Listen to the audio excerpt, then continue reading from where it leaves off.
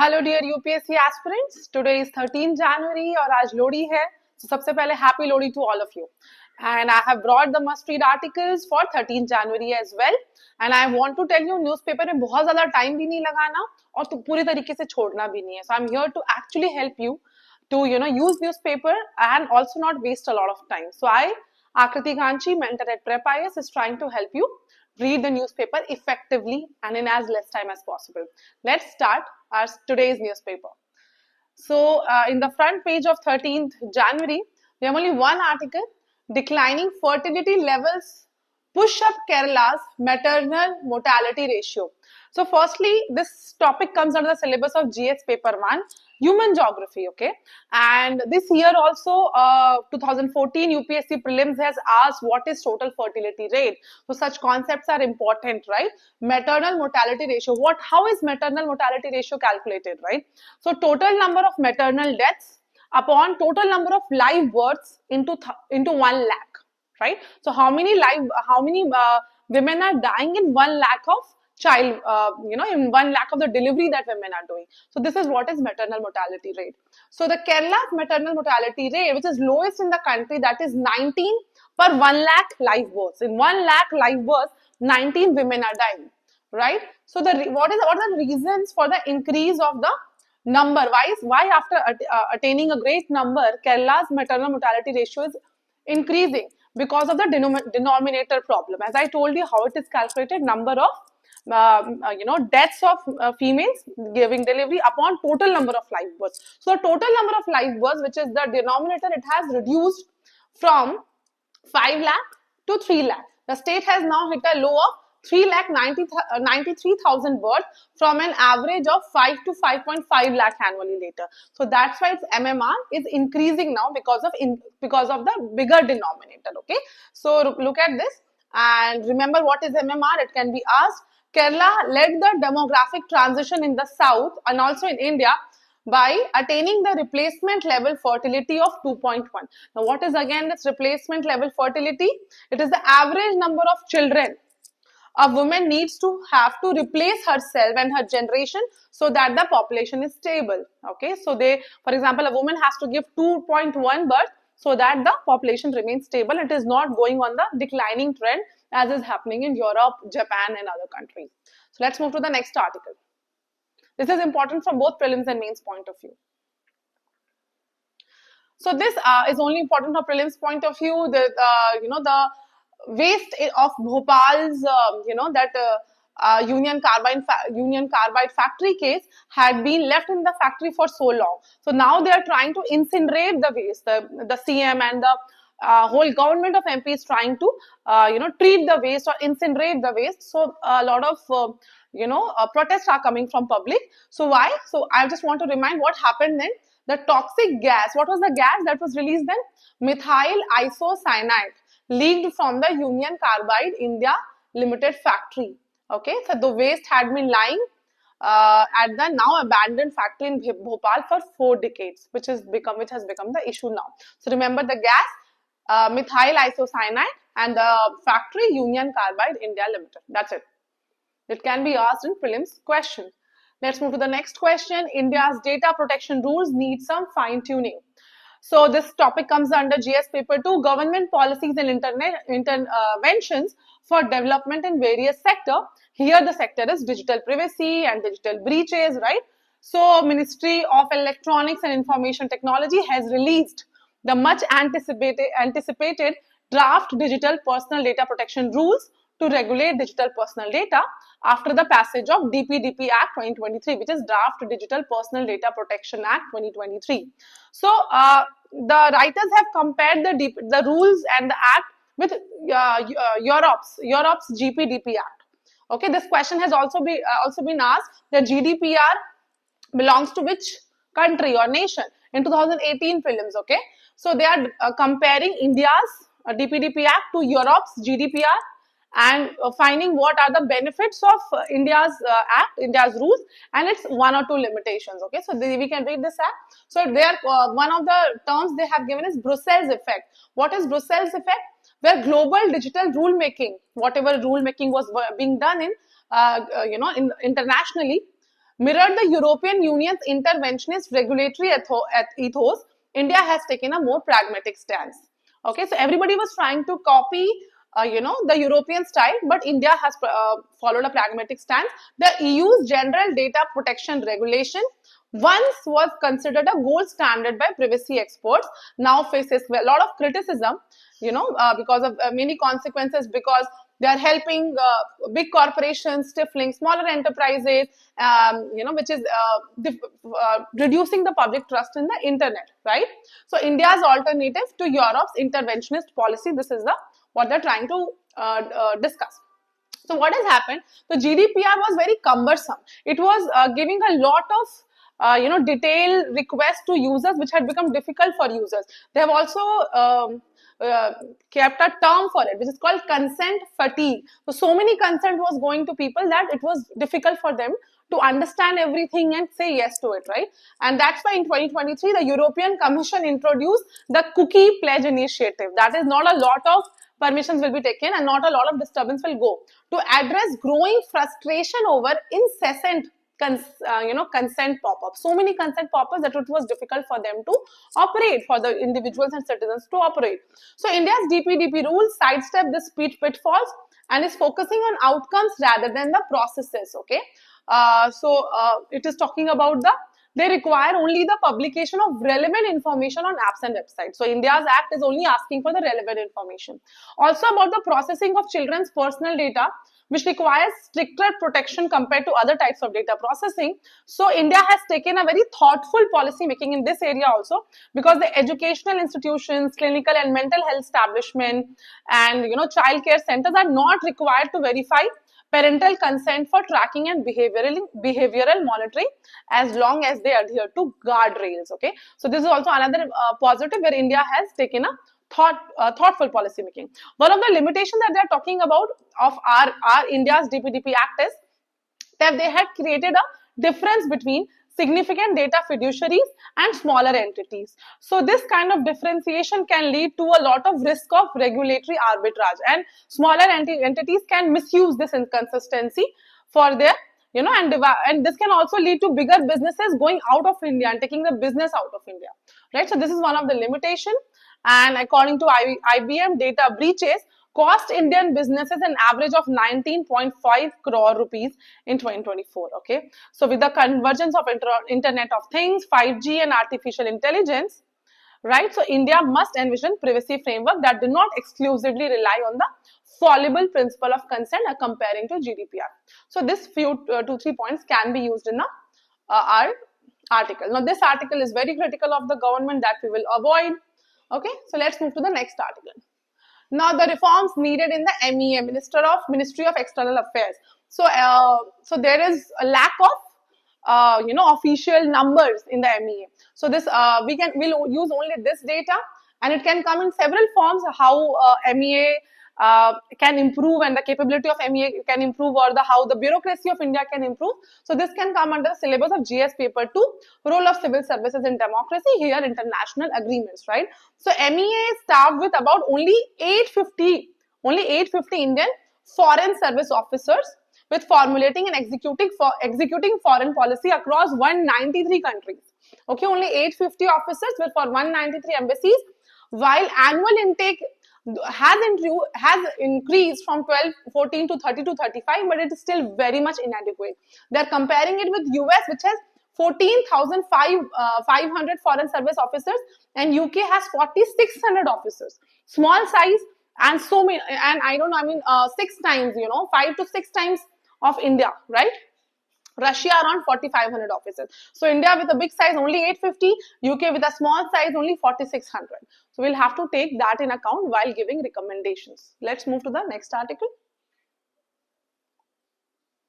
Yeah, so now should voter IDs be linked with Aadhaar? So a new discussion is going around Delhi elections that is coming between AAP and BJP, but we don't want to get into the political controversies, right? So here the discussion is about what are the issues if they try to connect the Aadhaar with the voter IDs, okay? But Supreme Court in an interim order in August 2015 had said that the use of Aadhaar card is mandatory only for welfare schemes and pan linking, and that's why the National Electoral Rolls Purification and Authentication Program of Election Commission was discontinued then. Okay, so what are the benefits and limitations of it? The benefit is that it will help weed out duplication entries. Okay, but there are several concerns because the errors in there are a lot of errors in the Aadhaar database which will lead to errors in the voter base. Then Aadhaar is only a proof of residence and not a proof of citizenship, where voting can only be done by citizens of the country. So the data will not be the same, right? And at the mere mention of Aadhaar number can lead to violation of right to privacy. So these are issues that can happen when they try to link the Aadhaar with the voter ID card. And remember that right to vote is a constitutional right, right? It is part of the basic structure of free and fair elections and cannot be constricted through legislative actions. Election Commission had launched the National Electoral Rolls Purification and Authentication Program in 2015 to address the issue of duplicate entries. So Aadhaar can help weed out duplicate entries, but there are several concerns that needs to be taken care of. Let's move to the next article. So this article is very important from science and tech point of view. What is different about small language models? So there was discussion about LLMs, large language models. These are small language models. This comes under GS paper 3, awareness in the fields of IT, right? So what is happening here? So LLMs are kind of, which is large language models, which are useful for creating this AI, which OpenAI and Google and everybody was using. So the speed of progress in large language models was hitting a wall, that the speed was not going beyond a certain limit.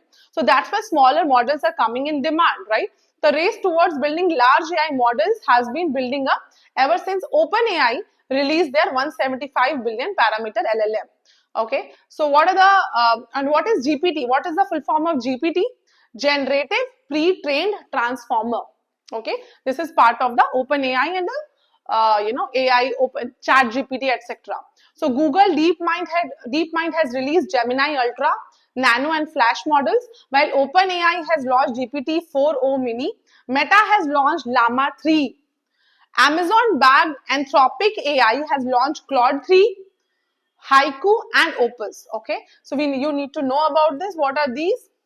Read about the gist, how it can be good for India, which is a resource constrained country. So this small size of SLMs can be very helpful. And another AI initiative from IIIT Hyderabad, Vishwam, is building data sets from the ground up to build SLMs, right? So small language models are perfect for edge cases in India, and in a country like India, this will be perfect. So let's move to the next article. This is again criticizing the upcoming DPDP rules, and amongst all its criticism, which is very detailed and not so required, the only problem is the practical implementation of the rules. This writer has question of DPDP rules, right? That's it for this article. Yeah. Now this article I have taken, Mahakumbh begins today with Shahi Snan. Right, so Mahakumbh is start of a 45-day event where a lot of security measures have been taken. So I have only taken few points from GS4 case study point of view, where if a crowd, management question comes in case study, what steps you as a DM or an administrator will take, right? So we'll take the steps here. So intensive checking of vehicles are being carried out, and in the second point, 55 police stations have been set up in Mahakumbh district. So more number of police stations have to be installed there. 45,000 police personnel. And they are also doing some creative things by drawing and depicting different aspects of Hinduism. Barricades have been put up at various crossroads and tri-sections for better crowd management. So there is not a lot of push and pull and stampedes to avoid stampedes, right? An integrated command and control center monitors every activity across Mahakumbh. So you can write this point also to that you can use integrated command and control center, right? Then you can also use AI enabled cameras. Then you can use underwater drone, which functions at a very high speed and keep an eye on the target if somebody is trying to harm the citizen. Also a lot of PHC, NDRF, SDRF will also be deployed. Let's move to the next article. So this article is also important from prelims point of view. Hindustan Aeronautics Limited latest combat air teaming system, which is called CATS, will complete a crucial test. This is important from prelims point of view, GS3, military and internal security affairs point of view. So what is this CAT? Combat Air Teaming System Warrior was being tested. So this CAT involves the use of light combat aircraft Tejas as the mothership platform with components like Hunter, Alpha and Warrior. Hunter can inflict strikes deep inside the enemy territory. Alpha will be equipped with swarm drones, and Warrior can strike after entering nearly 700 kilometers inside the enemy territory. Such details can come for such questions, because this year some military related questions came in 2014. So let's move to the next article. This is not so important. We can come down. This article can be covered on later. So this article we have covered recently, but I want to remind students again. India-US joint sonobuoy production line expected to be ready by 2027. So the final assembly of sonobuoys from the US for detecting submarines underwater will be done in India, with the principles of Make in India, and will be operational by 2027. Who is doing it? US company Ultra Maritime and India's defense PSU Bharat Dynamics Limited. First of its kind partnership on co-production is there, and it is in line with the US-India initiative on critical and emerging technologies that was launched in 2022 ICET, right? And they are trying to optimize their acoustic performance in the unique environment of Indian Ocean. That's it for this article. Now, Bengal government announces new initiatives to attract pilgrims to Ganga Sagar Mela. So there's again some, the West Bengal Chief Minister is asking more support from center for Ganga Sagar Mela like Kumbh Mela. So we should just know what is Ganga Sagar Mela. Ganga Sagar Mela is held at the confluence of the Ganga with the Bay of Bengal. When the Ganga is meeting the ocean, the river of Ganga is meeting the ocean, it is done there. It's an annual pilgrimage site. Some initiatives by West Bengal government are Bandhan initiative, Anushandhan. Anushandhan is where they can access facilities at the Mela ground. Parichaya is QR code enabled identity band so that no one is missing and they can find the missing people. That much is important. That much is only important for Ganga Sagar Mela. And the last article. Here, if you want to talk about how Taliban is treating women, and is restricting the rights of women in essay or something, you can quote Malala Yousafzai, Nobel laureate Malala Yousafzai, who has slammed the Taliban for instituting a system of gender apartheid against women in the cloak of culture and religion, which generally happens with women. The Taliban do not see women as human beings. These policies are a violation of human rights. You can use her opinion in your essay. Let's move to the last article, last page, last science page of the day. So this page is important. This article is important. This an unlikely mystery studies shed new light on how genes are made, right? So UPSC likes to ask questions about biology, biotechnology, genes and genomes. It has been asked several times. Okay, so this article also talks about gene duplication and how the duplicated genes gets it's able to function later on also. This comes. So let's talk about, read the first paragraph, that identical twins have all their genes, same genes, right? And non-identical twins have 50% of the genes same. And a group of 24 molecules of DNA gives identity to our 24 chromosomes. These are basic biology knowledge that you should have. Please learn from this article. These are the chromosomes numbered 1 to 22, which are non-sexual chromosomes, and a 23rd pair is about sex chromosome, which is X and Y, 23rd and 24th pair, right? So females have 2X and males have X and Y, right? And from that you receive from mother's egg and father's sperm, right? So the cells in human body possess 2 copies of chromosomes 1 to 22. Biological females have 2X and biological males have X and Y, right? So identical twins arise from the same zygote, whereas non-identical twins arise from 2 zygotes simultaneously. So you can talk about a lot of information here, that each DNA molecule has 2 strands between, they are bonded by base pair, which is our genome contains 3.2 billion base pairs. Okay, and when a gene is expressed, it means a cell will transcribe the underlying base pair sequence to a molecule called messenger RNA. mRNA is very important. This is a Nobel prize for medicine has also got to Nobel in the field of mRNA, right? So in the human genome, there are 20,000 protein coding genes and 20,000 genes that cells use to create RNA. They have talked about promoters and enhancers. Please learn about this also, what are promoters and enhancers. And this article talks about higher rate of methylation. So how duplicate genes are able to function, and they can survive. It is because of the higher rate of methylation that this new research has brought, and it also leads to the higher rate of mutation. So that is what this article is about. And read this, okay? And the last article about prelims, IMD, India's weather tracker. So this year on January 15, IMD is completing 150 years, okay? And so when was it formed? 1875. First imperial meteorological reporter was Henry Francis Blandford. UPSC does ask about government institutions, that, and it is mixed with history, right? So government institution and history. So it was started, it was accelerated because of 1864 Calcutta cyclone and Odisha famine. It was originally headquartered in Calcutta, but shifted to Delhi in 1944. Okay, IMD became a member of World Meteorological Organization in 1949. It has 6 regional meteorological centers, a meteorological center in every state capital, plus a panoply of centers. It is responsible for rainfall, cyclones, earthquakes, atmospheric pollution, and alerts and warnings, okay? So it takes a variety of sources in account: ground observatories, naval vessels, atmospheric balloons, and satellites. So that's it for today. Thank you.